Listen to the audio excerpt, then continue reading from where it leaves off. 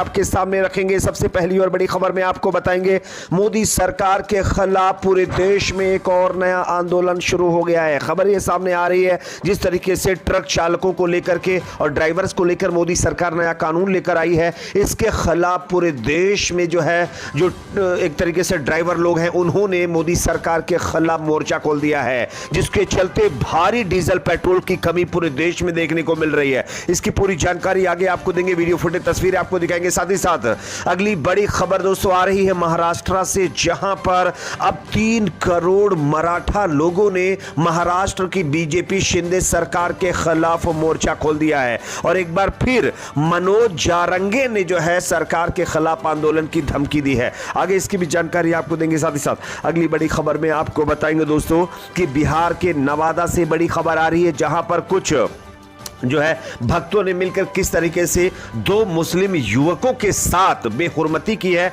उनको टॉर्चर किया है, इसका भी वीडियो वायरल हो गया है जो आगे आपको दिखाएंगे। साथ ही साथ अगली बड़ी खबर में आपको बताएंगे दोस्तों कि एक नेता का अजीबोगरीब बयान सामने आया है। बीजेपी के नेता है ओपी धनखड़, उन्होंने कहा है कि मोदी सरकार जब से सत्ता में आई है तब से महिलाएं जो हैं उनकी हाइट 2-2 इंच बढ़ गई है। इनका यह अजीबोगरीब बयान आगे अब आपको सुनाएंगे। साथ ही साथ अगली बड़ी खबर में आपको बताएंगे दोस्तों कि गाजा के अंदर इजराइल हमास के बीच चल रहे मुकाबले के बीच इजरायली खुफिया एजेंसी के 33 और को अब तुर्की ने पकड़ लिया है दोस्तों। आगे इसकी भी जानकारी आपको देंगे। साथ ही साथ अगली बड़ी खबर में आपको बताएंगे हमास इजराइल के बीच हॉस्टेजेस रिलीज की डील को लेकर के एक बड़ी खबर आ रही है, इसकी भी जानकारी आगे आपको देंगे। साथ ही साथ अगली बड़ी खबर में आपको बताएंगे दोस्तों कि ब्रिटेन और साइप्रस ने अब गाजा के लोगों की मदद के लिए एक बहुत बड़ा कदम उठाया है। आगे इसकी भी जानकारी देंगे। उससे पहले छोटी सी रिक्वेस्ट करेंगे दोस्तों, अगर आप भी चाहते हैं कि गाजा में इमीडिएटली सीजफायर होना चाहिए तो कमेंट सेक्शन में अपना फीडबैक दीजिए। इस वीडियो को ज्यादा से ज्यादा लाइक करिए, शेयर करिए, चैनल पर नए हैं तो सब्सक्राइब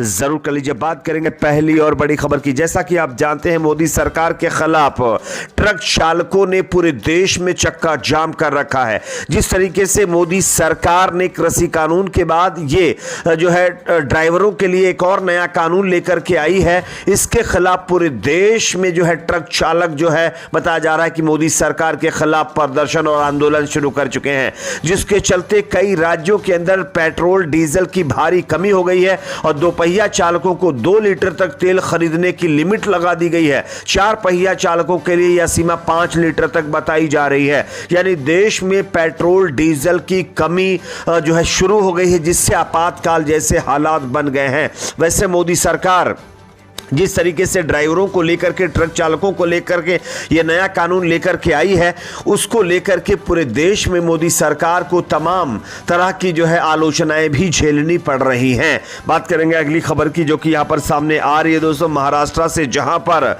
शिंदे बीजेपी सरकार के खिलाफ मराठाओं का बहुत बड़ा ऐलान। आप इस खबर को देख सकते हैं।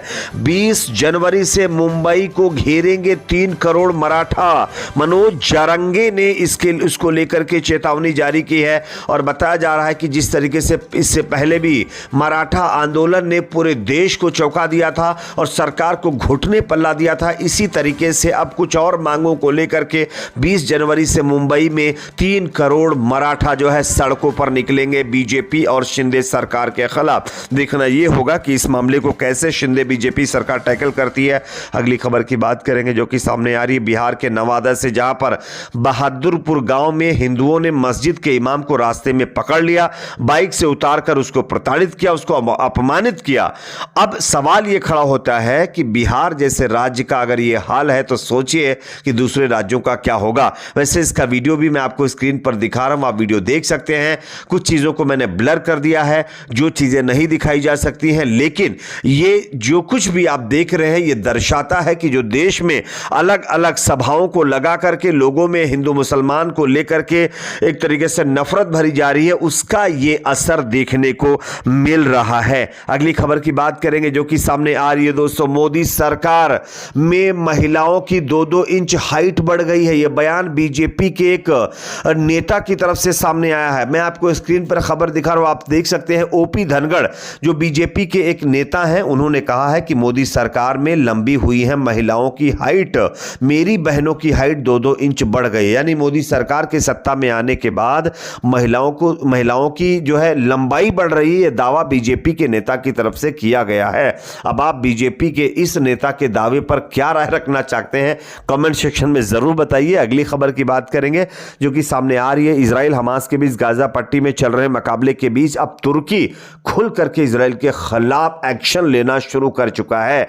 स्क्रीन पर खबर देखिए। इजरायली खुफिया एजेंसी मोसाद के 33 जासूसी एजेंटों को तुर्की ने पकड़ लिया है। पिछले हफ्ते ईरान में इजरायली खुफिया एजेंसी मोसाद के 4 एजेंटों को भी इसी तरीके से पकड़कर निपटा दिया गया था, लेकिन अब तुर्की ने भी जो है मोसाद जो इजराइल की खुफिया एजेंसी है उस पर शिकंजा कसना शुरू कर दिया है और उसका असर भी स्क्रीन के ऊपर आप देख सकते हैं। 33 जासूसों को और पकड़ लिया गया है। वैसे जितनी भी अरब कंट्रियां हैं वहां पर लगातार जो है इजराइल के खिलाफ जो है एक्शन बनाने का प्लान तैयार हो रहा है, तो वही तुर्की का ये एक्शन अपने आप में दर्शाता है कि अब इजराइल किस तरीके से धीरे धीरे अरब कंट्रियों में घिरता जा रहा है। अगली खबर की बात करेंगे जो कि सामने आ रही है दोस्तों।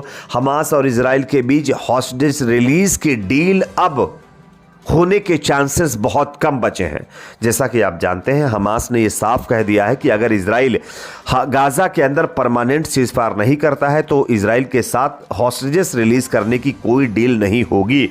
अबू उबैदा से लेकर के हमास के बड़े बड़े नेताओं की तरफ से यह साफ तौर पर चेतावनी जारी की गई है। इजराइल चाहता है कि टेम्परेरी कुछ दिनों का जो है एक तरीके से सीजफायर गाजा में कर दिया जाए और उसके हॉस्टेजेस रिलीज हो जाए और उसके बाद इजराइल हमास के ऊपर खुलकर कार्रवाई कर सके।